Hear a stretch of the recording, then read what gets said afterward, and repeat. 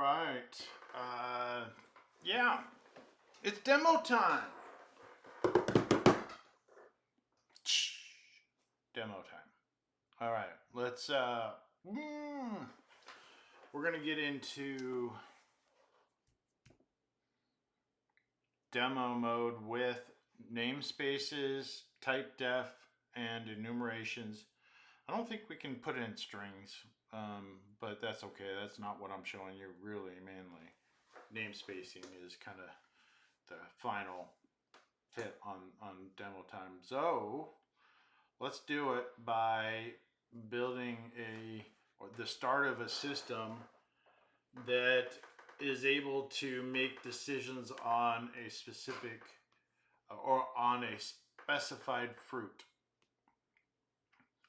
And we want to create a very fast looping option to process that fruit.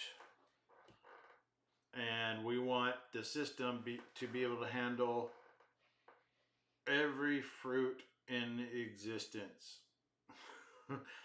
At least that's what a CEO would get. They'll come in. I'm building a system for fruit. How many do you want? I want all the fruit. We're going crazy. We're going crazy. I want all the fruit. All right. Yeah, no, I'm not going to make any get fruity jokes. I think I just did. So we definitely gotta get to doing something. All right. Separate coding file. Let's do that first. Let's say that this is going to be a library. So we're going to put it into a header file. Now I can do this separate file one of two ways. I can go to my project folder, and in my project folder with my VCX proj and where you see your demo, your CPP that you created for this assignment or whatever, for this module, I'm going to go and I'm just going to create a text file, new text document. And I'm going to call this fruit. And instead of .txt, I'm going to say .h. Now make sure your view, guys, this is one thing when you're programming, you're now a super user, so your view needs to show file name extensions, and I would say hidden items too. You need to view file name extension. So you see the icon change to it, fruit.h. So then I can go over here and I can go to the project and right click and say add. Now I can do this at the solution level and the project level, but I want this to be at the source file level. So I can just go existing item and choose the fruit.h, and it's going to add it for me in the header file. Okay, or I can go to the header files and say add, or the project and say add new item. And the new item will go into your header files. You can put what folder you want it in. So I would say go put it in the header files and say new item. And then you can call this fruit. And usually when you have a header file, you have a CPP file, but we're not going to have that. We're just a straight library to handle all the fruits possible in the world. And it needs to be fast. So that means that if we're going to represent some kind of triggering mechanism for all the possible fruits in the world for processing, it should be done with the fastest data structure possible for the complexity that's needed. So this would be a struct normally with other data that goes along with each fruit. But actually, if it's just a triggering mechanism, then an enumeration with a switch statement is the best and most efficient option.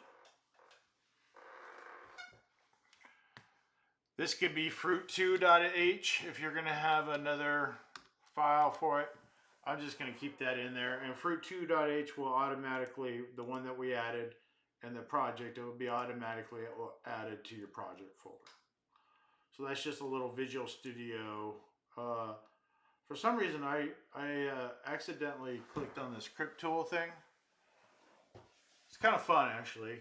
It'll help you learn about cryptography visually, so that you don't have to you don't have to write the code. If you want to learn about different ciphers, you don't have to rebuild the code. Incidentally, I just kind of accidentally clicked on this, by the way. Crypt tool, yeah. Look into it. If you want to know a little bit more, you actually want to do encryption. Let's say you want to actually do it, but you want a visual guide for it. That's what that's for.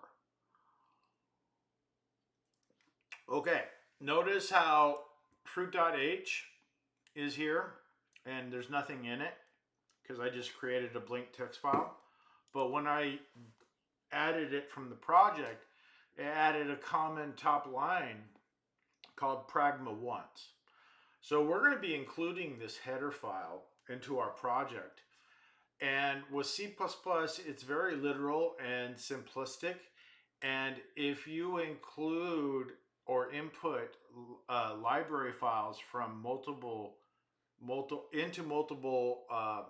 files, it tends to want to define those definitions in that header file or your library file more than once, and it just gumps up the compiler. It can't handle it.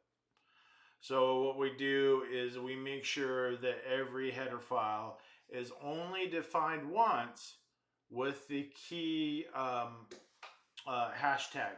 And there's a mechanical reason for this within the language because they found no other practical way to solve that problem.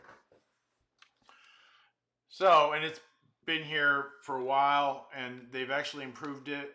So we just need to put above in every header file that we use pragma once.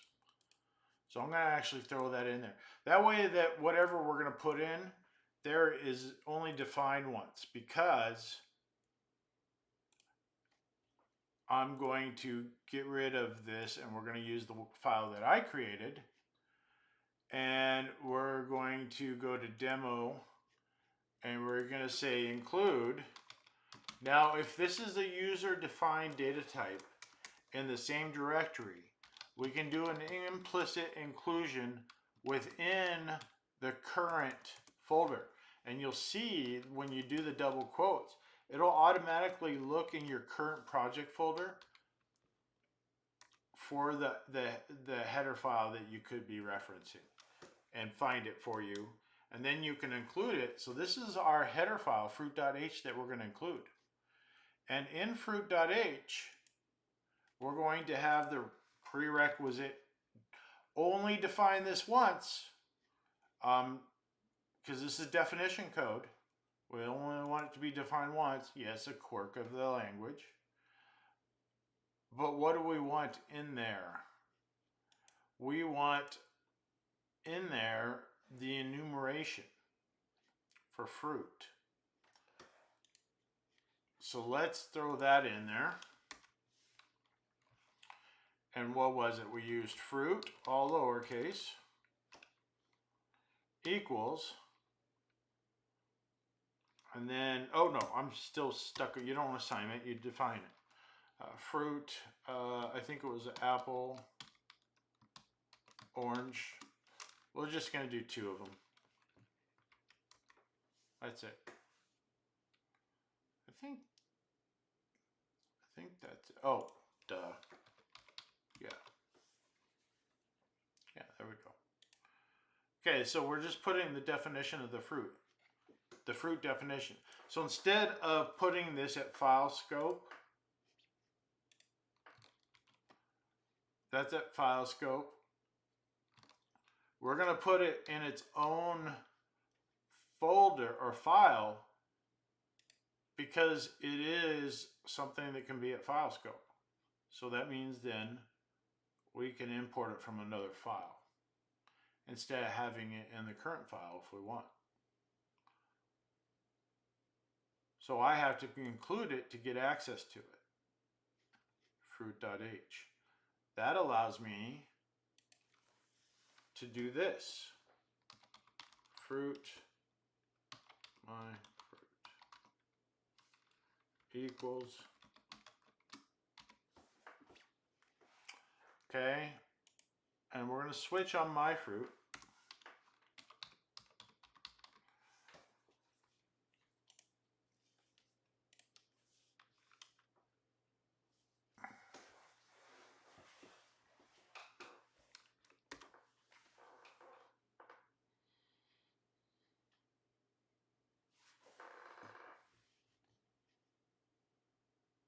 All right, I think we're good other than a few things.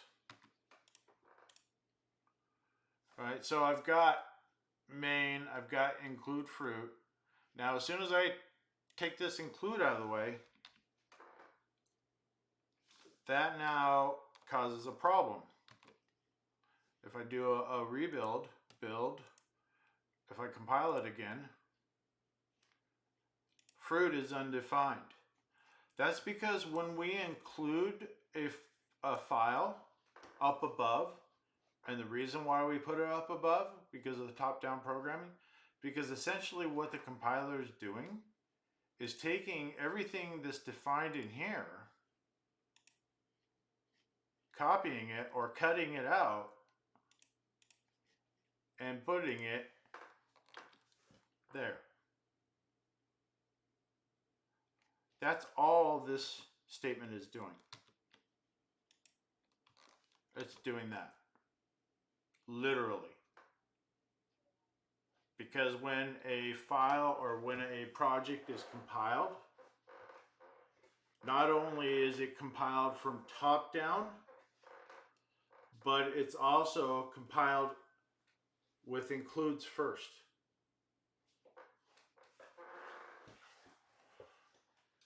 And you can think of it as just copy and pasting it in. Okay, cool. We got that. Let's do a rebuild. I might have another error. Oh, I think I forgot to put pair in there, didn't I?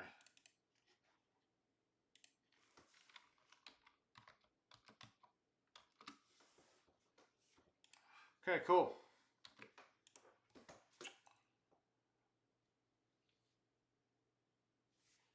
Now I have an enumerator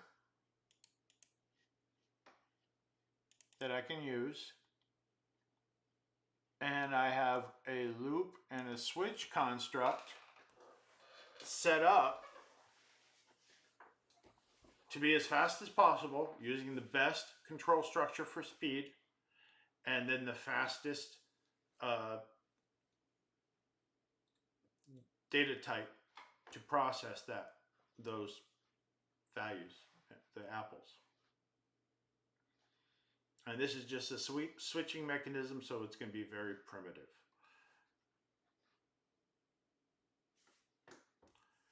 Next, what we're going to do is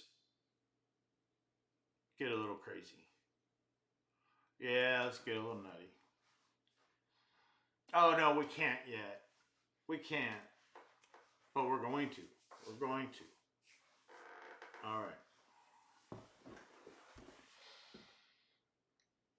All right, let's say that I'm building my code. It gets up into, like thousands of lines, and then all of a sudden it stops working.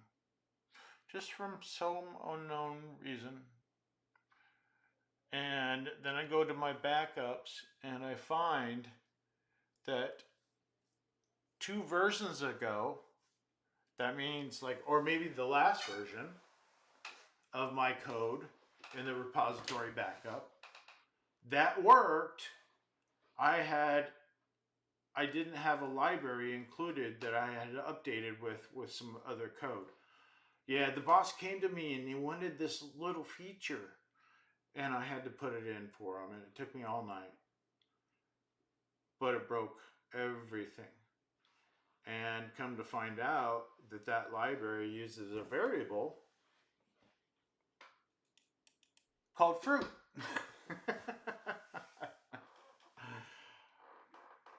I mean, duh, if I'm building a fruit processor, I'm going to be using libraries that deal with fruit. So it's going to happen. It's going to be a problem. Well, how do I solve that problem? Namespacing is what they came up with. We've got to wrap this fruit that we're using. And let's just do a debug, because all we have in our header file is, just the pragma once, and then this. This is just saying, hey, when I include it over here, only define it once. That way, if another file includes it, it doesn't compile it twice. It's already compiled it. Let's set a breakpoint, and let's walk through it, show you the behaviors. There. It's going through here. We've got our apple working just right, and then we could just continue on. It's in a never-ending loop, always going to apple, because that's all we've set it with. So we got to force quit it. That's okay. We got stupid. We're doing this while one. Okay. How do I protect this? Because I've written thousands of lines of code that use fruit. I want to protect it because I want to keep that name, but I want to make it really easy to update this so that there's no problems. And so what happens is we can define a wrapper, what we call a namespace, that wraps up your variable, and you have to use that scope name resolution operator to get access to it. And it just takes a simple form. You say, I'm going to have a namespace called silly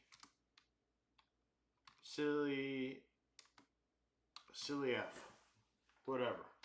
Silly fruit, silly F. Let's say it's for the Silly Fruit Corporation that globally sells every possible fruit available for purchase. It's a global company. They took over everybody, and now they're the only fruit packer warehouse that creates that ships out every possible fruit in the world. And they're called Silly Fruit. So if this is a program for the Silly Fruit Company, we want to kind of wrap it up. Let's wrap up our library that encompasses the heart of our data structures that we use for the company. Yeah, we'll just name it like that. That's fine. And so I've created a wrapper there. I've wrapped. Here's the start of the wrapper. Here's the end of the wrapper. Now that it's wrapped, though, I have to open that doorway to use it. So I can no longer use it over here like this. What I can do is, if I want to use the fruit data type and I'm including the fruit library, but it's still giving me problems, well, that's because we haven't opened up the doorway, the namespace doorway to it. STD, that's the standard namespace for your input-output stream standard library. So we're going to do this one way. You could also do it this way with cout, and you don't have to have the using namespace std. In fact, the proper way of doing it is not to have this global using namespace. This isn't how you write quality code. You will use direct namespacing to that data type you want. This is the safest code. Globally, just saying, hey, that can cause some problems. But it's okay, depending on what you're doing. It's a low-level thing. So we can do it with the scope resolution operator. Well, what did I call the namespace? I called it silly f. So that's my doorway. That's my door. To the fruit data type. So then I just say, okay, I have access to that namespace because I'm including fruit.h. So I'm going to open up that door. Oops. And your IntelliSense will actually pop up. See?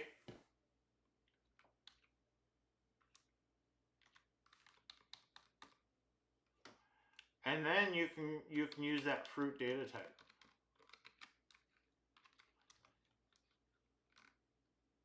But then you have to also open up that door for predefined options in the enumeration. And this is, ladies and gentlemen, one of the main reasons why enumerations are used in higher level languages. Because you can give somebody the library of an enumerator to use a complex library that you've also give them, and it's intuitive. It pops up with what's available as an option. And you would use the fruit as an option. The fruit data type is an option to be passed to functions that would process. And so it's kind of intuitive as well. Or we can just do this. I'm lazy. I'm so lazy. And then you no longer need this.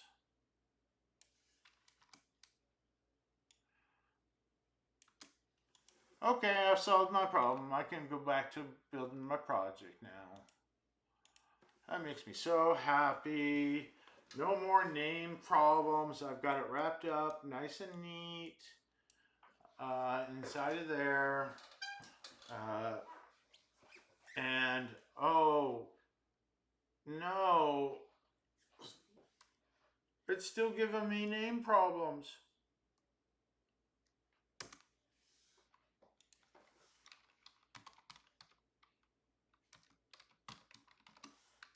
Then you go back to that, which is actually testing. We call these logic errors, and this kind of weird mix-up causes all kinds of weird problems. Most people will program like this. They will be very literal with their variables. Because why get into the testing mode and find out that it fails? So if you're building a library, you build the damn library bulletproof.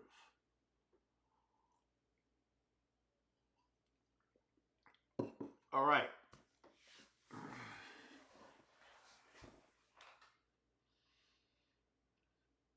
So we solved the naming problem, the namespace problem, by wrapping it up. Now it's time to get a little wacky. Yep. Time to get a little fun. Let's get our fun on. We're going to go talk with Sandra. Come on, Sandra. Give me some fun and dead work. Okay, yeah, I use Sandra quite a bit now. I use it for my workflow because it's a force multiplier, and kind of use this as an example.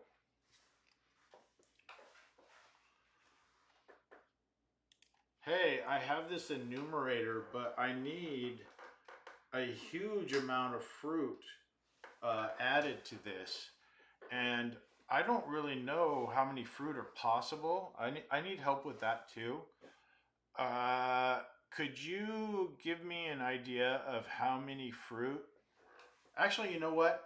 Let's have you extend this enumerator so that it contains 1,000 possible fruit if you can find them. 1,000 possible fruit names. We'll start there. And then we'll go on and say, hey, how many more fruit names there are? Actually, why don't you answer that too as you extend this? All right, it's gonna be following here, the enumerator.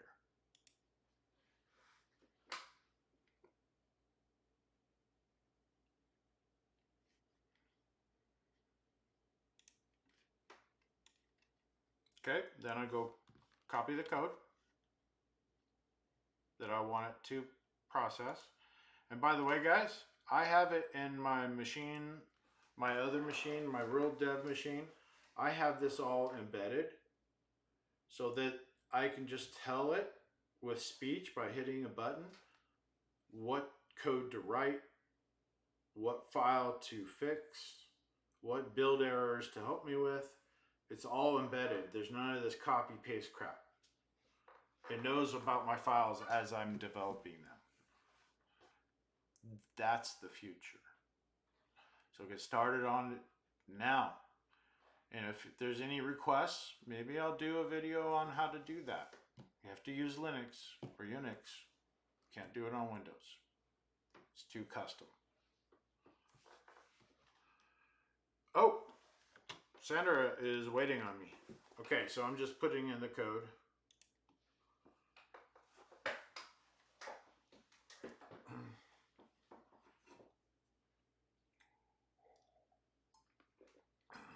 I know I'm paid up.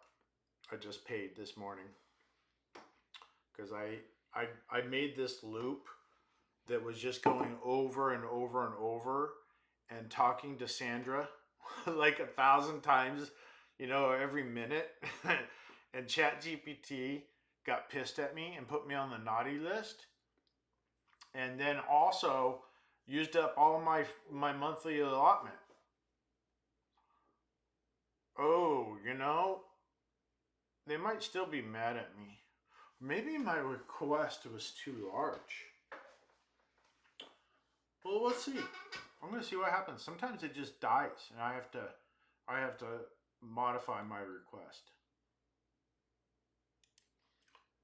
Yeah, usually I would have to modify this and say my first question would be how many possible fruit names there are, and it got really confused because I just threw everything at it.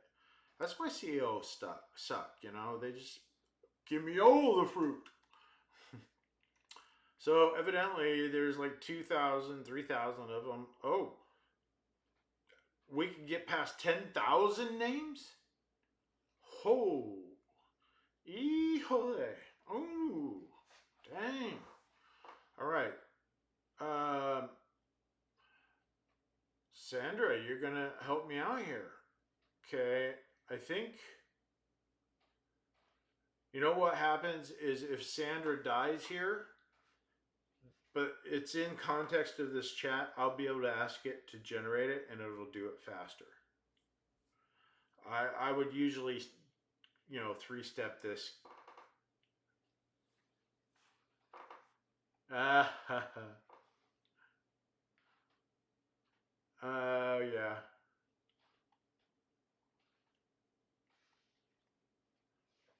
Oh, it couldn't handle it.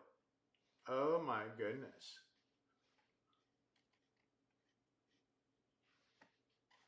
Let's see if it'll give it to me downloaded.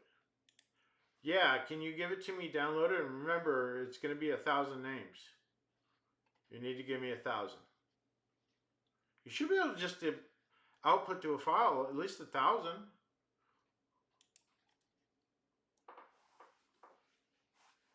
I'm being persnickety.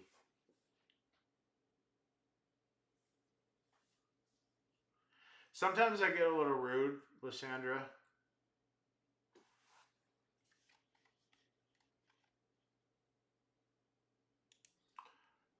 Sandra, yes, you do so good. Look, I got it. Okay, sometimes you got to get this fast though. So I downloaded it. It came in as the newer header file naming convention and HPP header. It's basically a header file for C++. .h is a header file for C. So you don't want to use HPP if you're doing low-level code that only supports C. You know, there's some systems that, yeah. Okay, so I'm gonna, you know, if it opened up in Visual Studio Code for me, the 1,000 names. It's huge. It's huge. Look at this. Over here, you see all that little, that's how many names are in there. So you know what? I'm not going to copy it and paste this over. I'm going to go over here and I'm going to say File, Save As. And I'm going to go to my project folder. And I'm going to go to, what? Those idiots. They don't put it, what happened to my header file in there? Oh my goodness. All right, let's do this. We're gonna put this one, I don't know where my fruit.h got off to. Oh, that's because I'm not seeing it. I need to go at all files because I wanted to do a .h, but because that's what I named it, .h, but it won't let me. I'll have to rename it. That's fine. Let's do HPP. I'll save it. HPP.hpp. That works. Okay. Now I'm going to go over here. This is my project. I'm going to just get rid of fruit.h. Actually, I'm going to rename it fruit.h back. Don't get rid of things like that. Yeah. How many times have I deleted a file and just like kicked myself in the ass for it? Lots. Okay, fruit.h, that's our renamed. Great. If I deleted it, I would be kicking myself in the butt. But I'm going to say open with.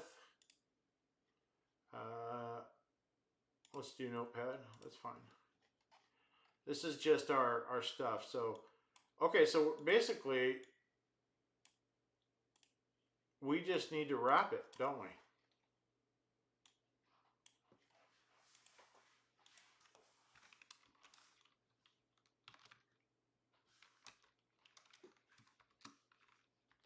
Okay, I'm going to hit end here. I might, you know, if this was a huge exhaustive file, I might have to actually write the code to traverse the file and put that last little brace in there for the namespace wrap. But you can see why, you know, I mean, this is like, I'll show you ultra silly is going in and grabbing this thing, this nightmare,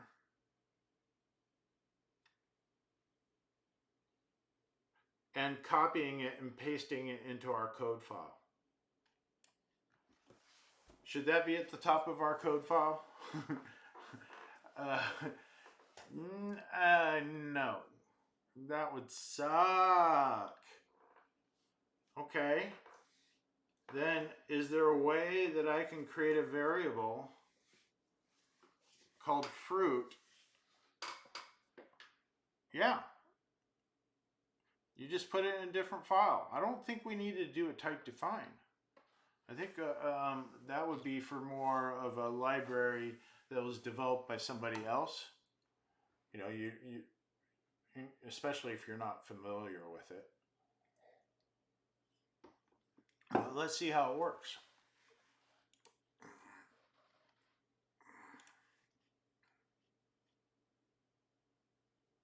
Okay, well, it put it in there for me. I think I'm editing two different files here. That's fine.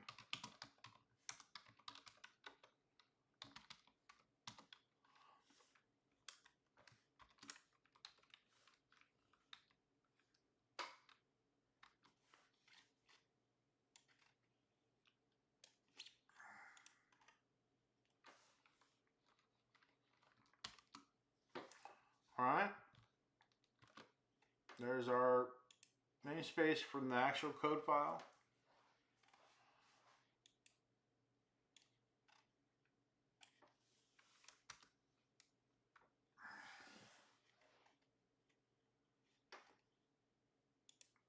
Okay, let's pretend that I just included this header file and I have no knowledge of it.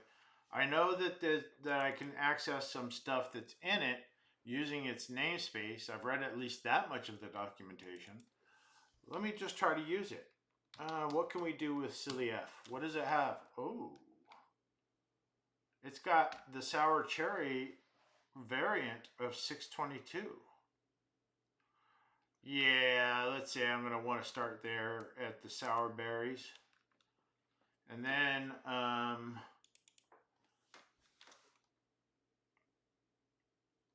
oh, let's get a little nutty.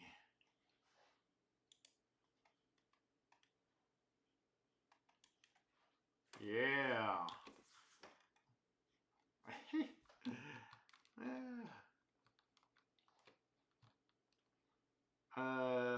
Yeah.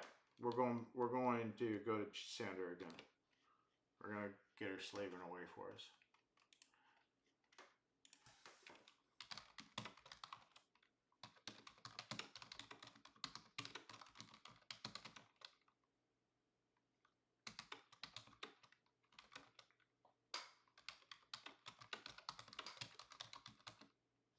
I'm asking, could you extend this switch statement to use the enum we just created? And I forgot to put it in the code, so I gotta.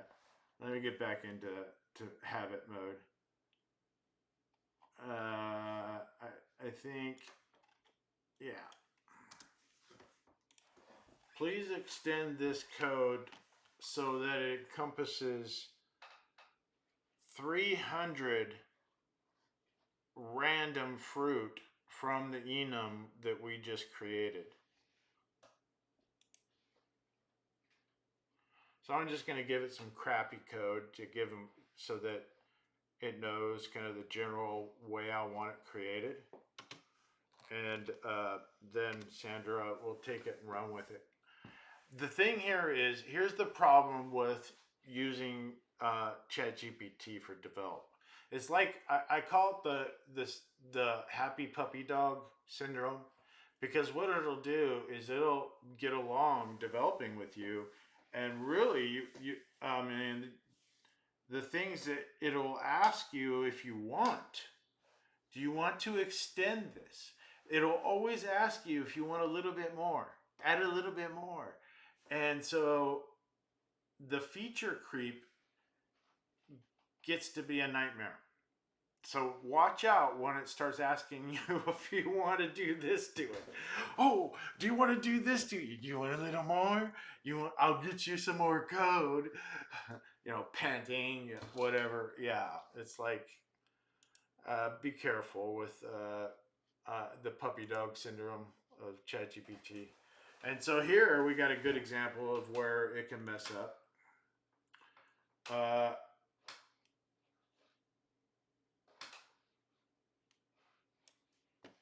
It just literally took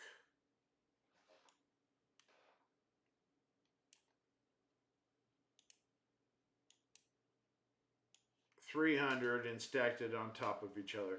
It'll also give you back code that you mostly can use in some way or form. So, but some of it is dangerous and will cause you severe problems.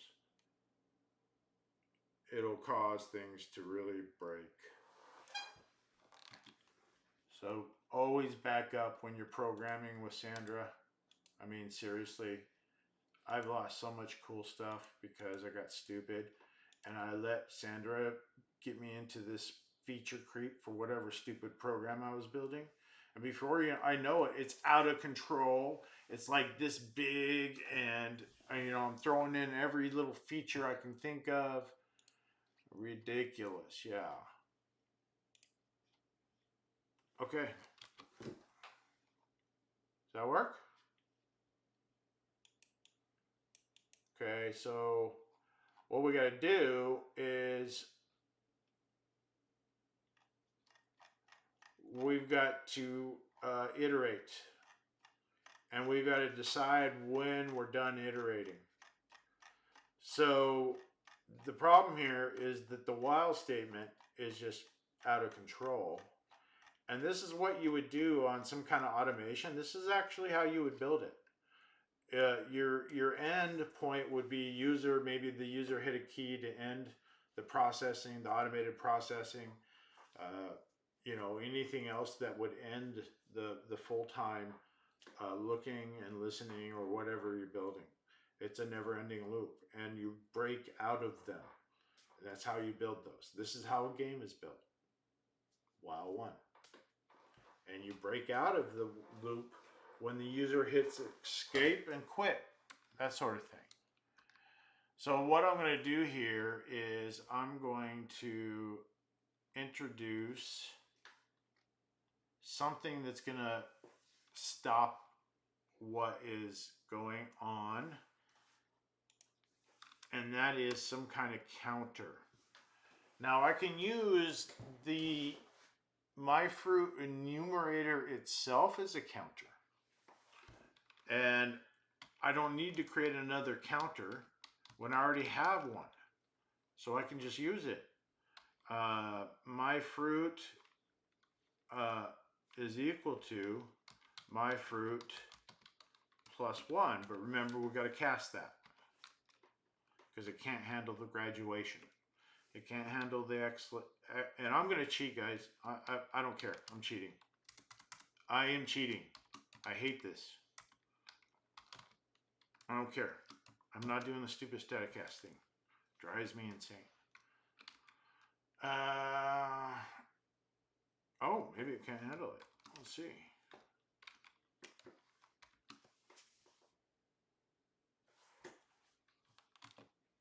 I think Control-Shift-B is rebuild. Yeah.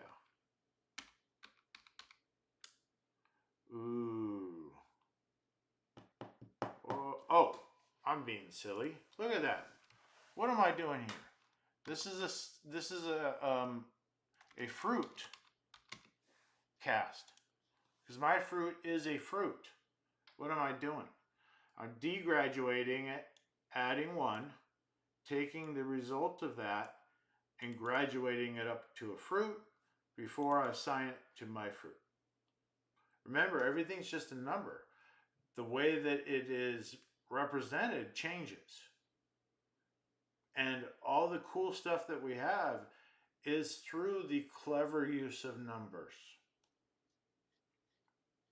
And that's all computer science is.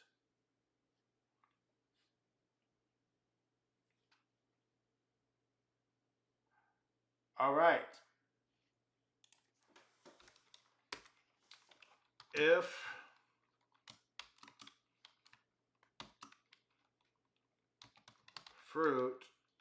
myFruit equals 299.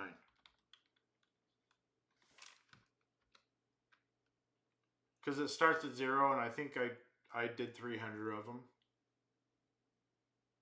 So that would get through the last one.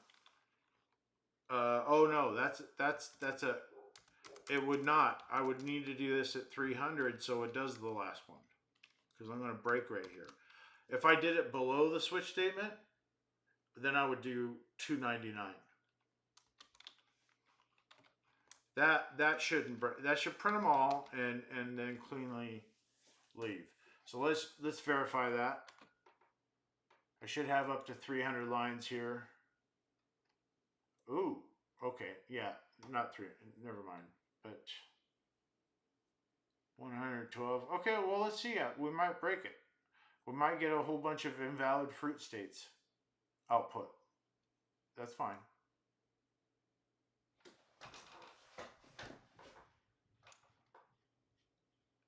All right.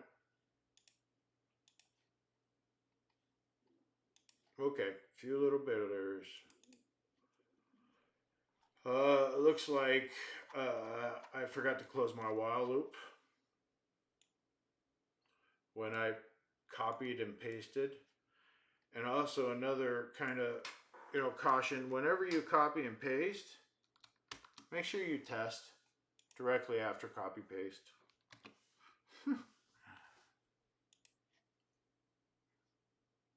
Okay. So obviously we got some problems. Let's see what's going on. This would be debug time.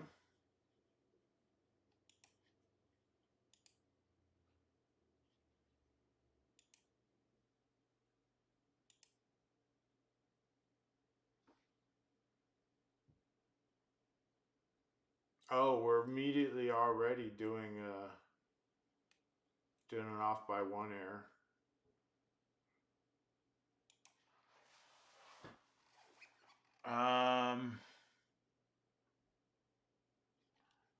Yeah, this is zero-based logic. It's got to be. Any other way, it's just going to break and look ugly. Because we start at 0. And I'm immediately iterating right off the bat. And that's no bueno. No, no, no.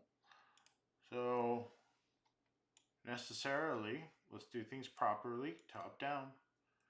You define the code, then you use the code. Okay, where is this return 0? This return 0 should be down here. Okay, this should be the end of the while loop. Oh, yeah. Let's see what it is. So I highlighted that one, and it's the while loop end. Okay, those lines on the left are very helpful. This closes the switch statement. So I want this after the switch statement inside the while loop. And then here becomes 299 because if I remember right, we had 299. I had 300 entries I asked for, but I haven't walked it and seen if that's actually true. We might actually have an error, a runtime, not a runtime error, but a logic error. That's fine. The switch statement will catch it. Okay, so my fruit is sourberry.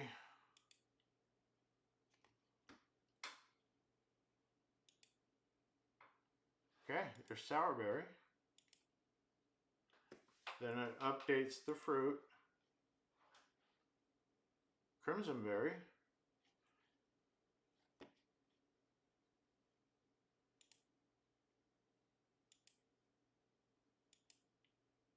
Okay, we got Crimsonberry, yeah.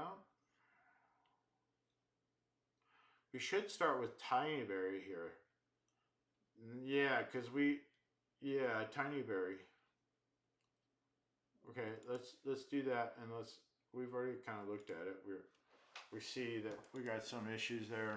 Tinyberry. If I really want to test them all, I'll start at the source. Tinyberry.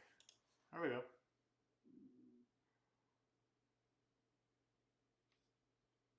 Oh, I can't do that. Oh, dang it. Why can't I do that? Oh, because I'm using the wrong number. There we go. Yeah.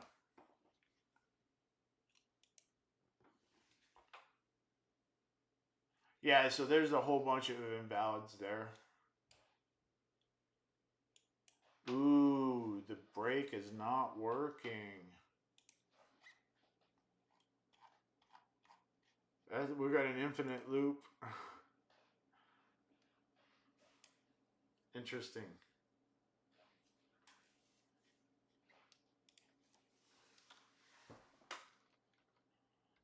Let's do this. Let's constrain it.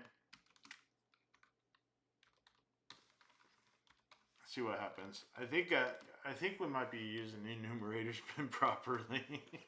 I don't think this is good code. That's interesting.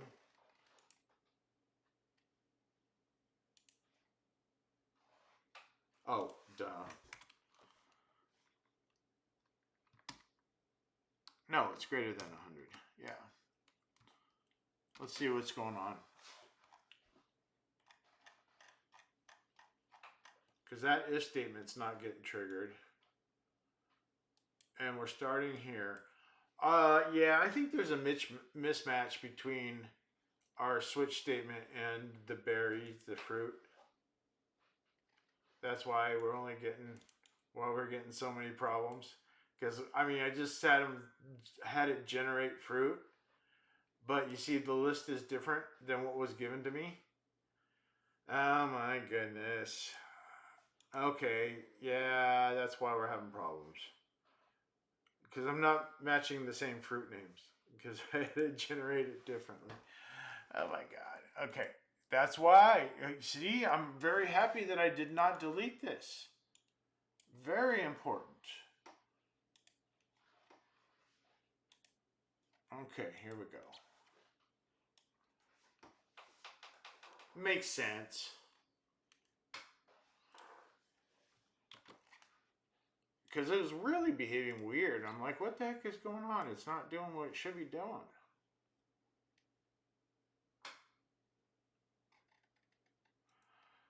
A little tip here, you can probably usually hit shift at the top and hit end and select it with just keyboard.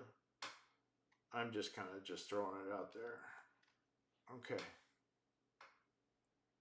So that's our actual what we need to get rid of and replace with what I just copied, I think.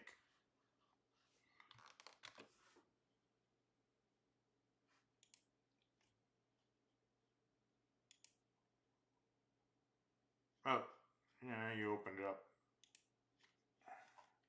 Yeah, this is why huge files are just silly because of this stuff. What is the last one? Sourboard 999. Okay. Hopefully it processes them all. And doesn't go. Okay, we're gonna definitely have to debug this. Something's wacky's going on.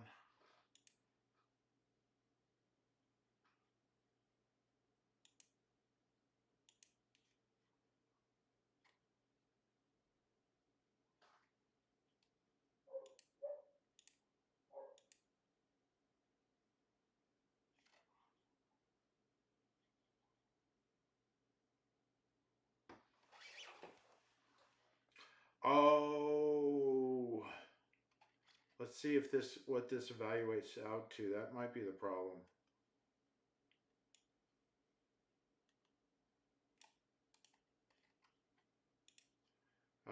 I'm gonna actually add watch on that.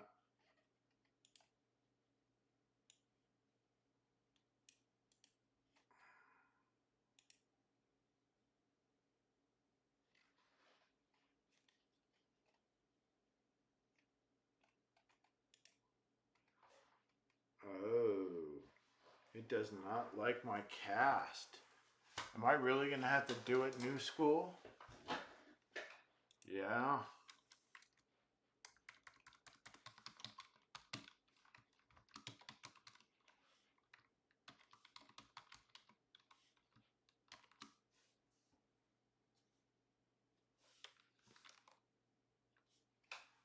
We'll see.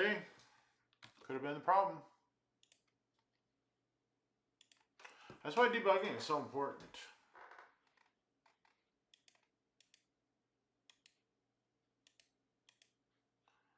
Okay, now we go to my fruit. Let's go look at locals.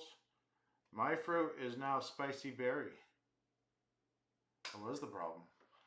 But you're like, oh, Professor B, it worked the last time. No, it didn't. It was just doing crap.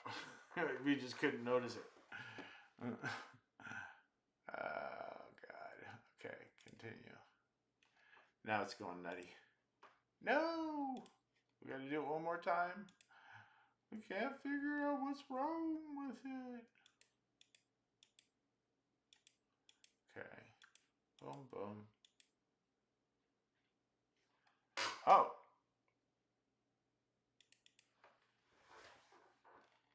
It's my counter.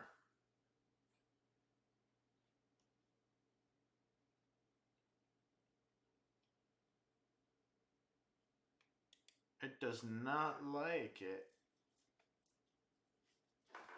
Interesting.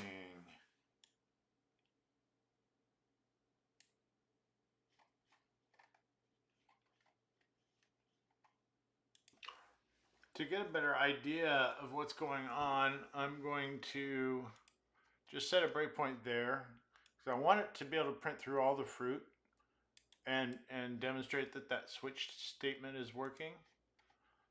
So we're gonna switch the focus down to here. And what I found is that it's not properly iterating like it should. And then of course it's not breaking like it should. So I want to examine what's going on with these guys. And then I can kind of see, hey, why am I having such a big problem hooking up? So let's look at the first contingency. And that is we're having to do a conversion with processing. That's always a pain in the butt. I want to use a different term there, but you know, I think I already said a bad word in a video past, so I'm working on that behavior. So this is immediately my first culprit, and you saw how I kind of cavalierly tried the other cast. Sometimes that works, just being lazy, and you know, you do it and test it instead of actually look at what's going on. So for this, what I'm going to do is I'm going to select this whole thing, and then I'm going to say add watch. And what it says, the error that it says is that when I added the watch for just this process, and what does this process entail? Well, I got it down here. It entails converting this to, you know, degraduating this, adding the one, and then graduating it to a fruit, and then assign it. But down here, when I did a watch on that whole equation before it's assigned, or expression before it's assigned to my fruit, I had a watch there and it says fruit is undefined. And then I look at it and I'm like, fruit is undefined. And then in my mind is like, scope. I'm having a problem hooking up. And so this is a very good example of where that kind of happens. And I'm like, oh, well, then that means, where do I create fruit? Or where does fruit come from? Why am I casting to fruit there? Why is it undefined at that point? Well, what's going on up here?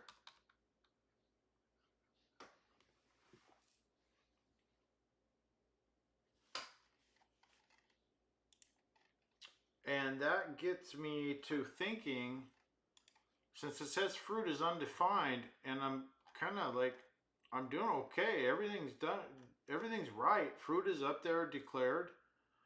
Well, okay, well, let's be a little bit more explicit then. All right, you silly thing. I'm going to throw in the name resolution operator, or the, excuse me, that's in another language, the scope resolution operator. Because it says undefined even though we're using it. So I'm just going to be a little bit more explicit and maybe it'll find it. And it did. So now let's double check on that again. Let's see, we're going to stop here and I'm going to select this new one and I'm going to say add watch. Oh, cool. It did not give me an error, but it's still equal to spicy berry. Tiny berry, we're just adding one to it. Oh, our switch statement's not in order maybe? Okay, I'm gonna go figure out what's going on now, because if I do another step, I'm gonna notice here that my fruit, when I iterated one from the beginning fruit, it breaks as true.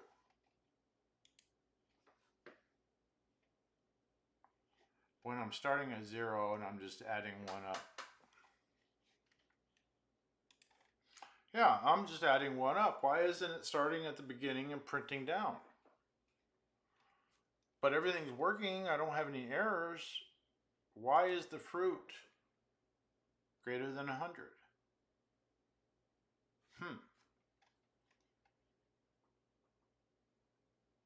Well, let's look at our list. What did we set that fruit to? Okay. Oh.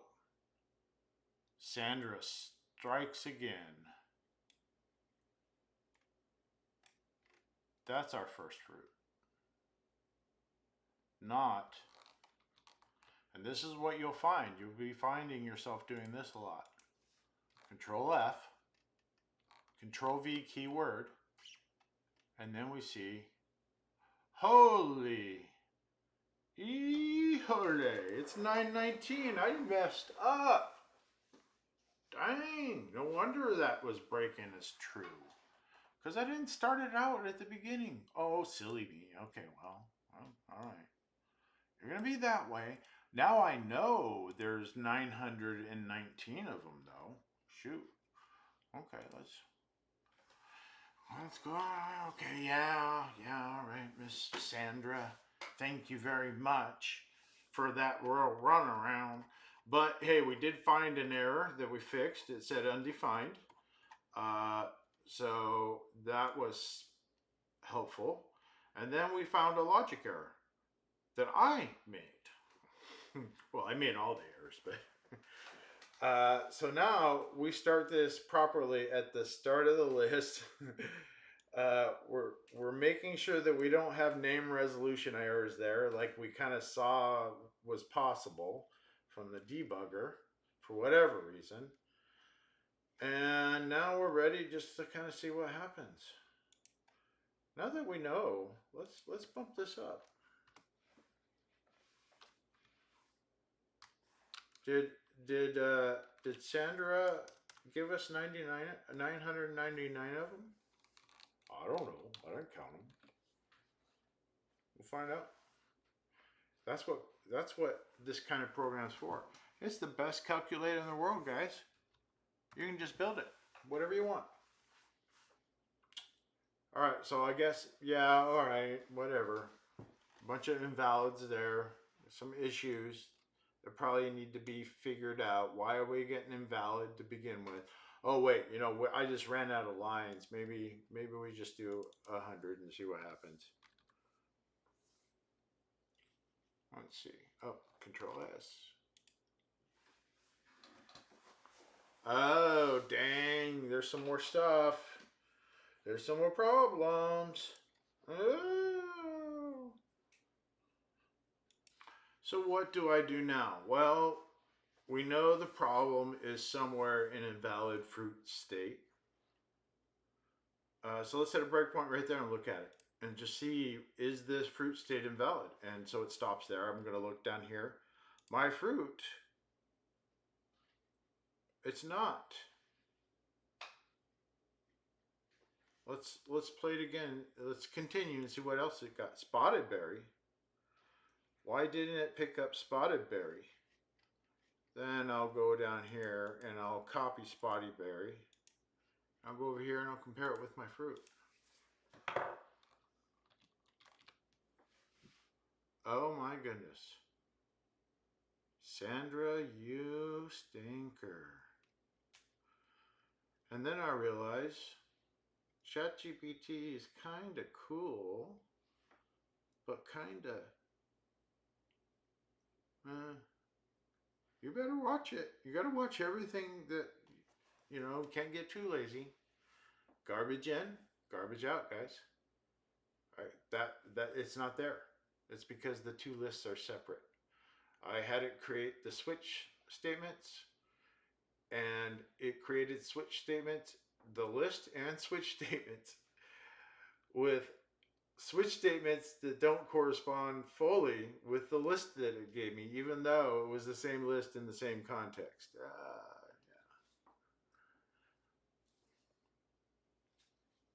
That's the new age of development now, guys. Is solving high level abstract problems in kind of the manner that I just showed you. But it's going to be inside of an environment where everything is integrated. Sandra is going to be able to be there with you and see your files as you're programming them and tell you that you just made an error. You'll hit tab and it'll fix the error. You'll get done writing the code and you'll say, Sandra, fix that code for me. And it'll automatically fix the code for you. Oh, I don't want to write this code. Sandra, let's write this code and put it here. You know, all kinds of crazy stuff is coming. Uh, and that's why I'm spending time with Sandra. Because you guys are going to need to work in that environment to be prepared for the future of, or as things are. You know, this is the way development is happening now.